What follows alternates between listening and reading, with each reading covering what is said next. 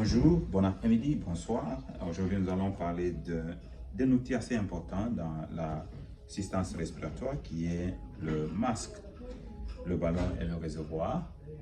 Et nous avons que le masque, le ballon et le réservoir, il y a différentes dimensions selon que nous avons affaire à un enfant ou à un adulte. Et bon, le masque, il y a, comme nous avons dit, différentes dimensions aussi. Nous allons essayer peut-être de démontrer que ce masque ici, si nous le mettons chez un enfant, il est plus grand. Donc à ce moment-là, il fait qu'il y a de fuites d'air et nous n'allons pas pouvoir ventiler le malade convenablement. De l'autre côté, si nous le mettons chez l'adulte, qu'est-ce que nous cherchons? La racine de racine et jusqu'au menton. À ce moment-là, ça couvre la bouche au-dessus du menton et à la racine pour essayer d'avoir un proper fit à ce qui concerne l'administration de l'oxygène par la voie que nous venons de démontrer. Si nous avons le tout petit ici, par exemple, celui-ci ne couvre que la bouche, il ne couvre pas le nez et n'arrive pas au menton, il est inadéquat. Si nous le mettons chez cet enfant, nous voyons que même chez cet enfant, il ne couvre que la bouche et le nez n'est pas couvert. Si nous prenons l'autre ici, nous mettons chez l'enfant, nous voyons qu'il a à peine il couvre le nez et il va au-delà du menton, ce qui n'est pas approprié. Si nous prenons un autre comme celui-là, pour cet enfant, nous voyons que celui-ci couvre non seulement la bouche, la source donc, ou la racine du nez, et aussi il est au-dessus du menton. Celui-ci est approprié pour ce bébé.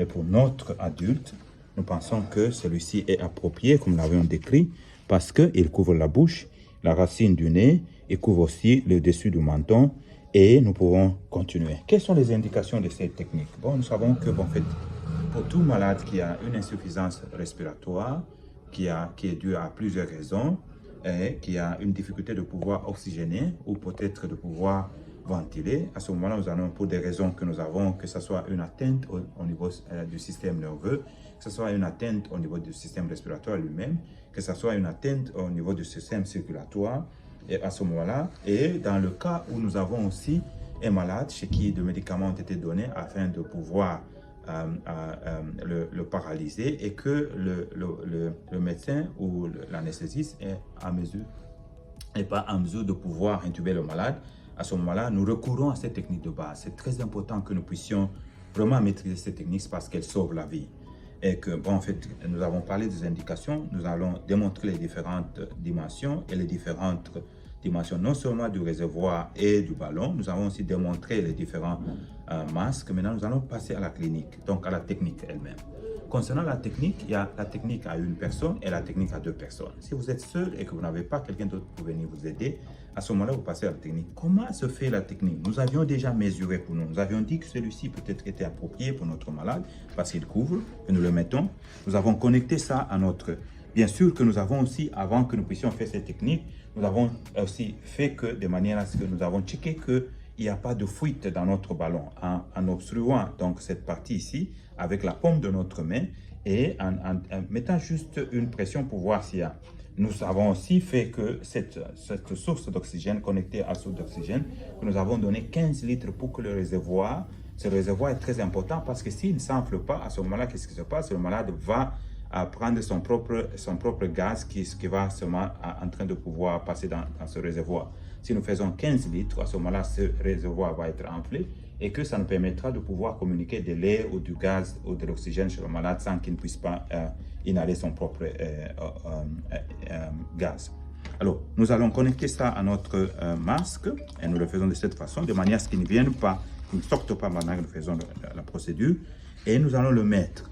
La technique s'appelle de C et I clamp, c'est-à-dire que nous avons l'index et le pouce que nous mettons au-dessus de notre masque, nous poussons par terre, donc nous poussons vers le bas, et nous avons les trois doigts qui restent là, qui vont entrer, qui aller sur l'os, sur le menton et non pas sur les tissus.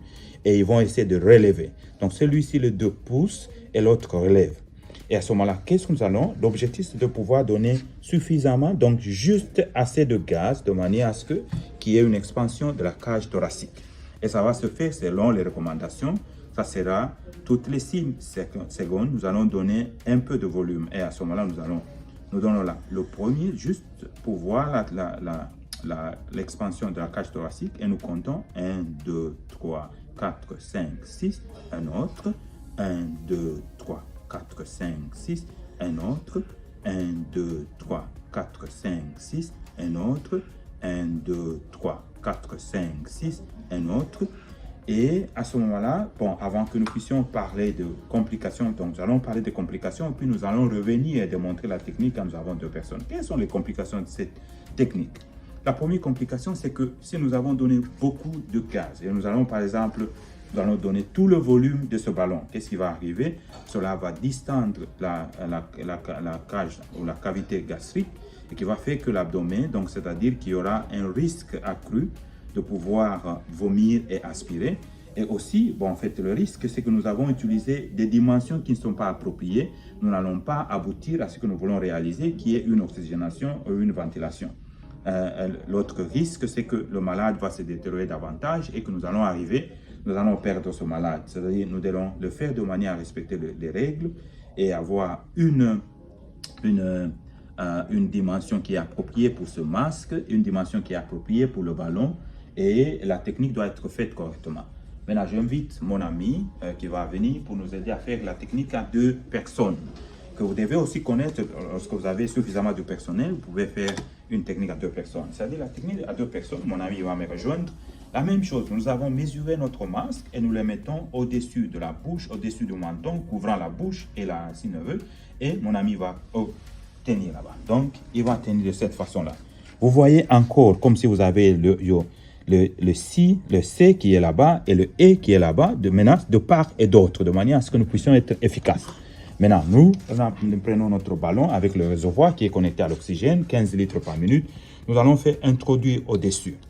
Et à ce moment-là, nous nous mettons en dehors de son élan, de manière à faire, donc, nous voyons comment la cage thoracique pour pouvoir s'expandre, les poumons qui sont ici, qui sont visibles, et nous comptons 1, 2, 3, 4, 5, 6, 1, 2, 3, 4, 5, 6, 1, 2, 3, 4, 5, 6, 1, 2, 3, 4, 5, 6, 1, 2, 3, 4, 5, 6, 1, 2, 3, 4, 5, 6, 1, 2, 3, 4, 5, 6.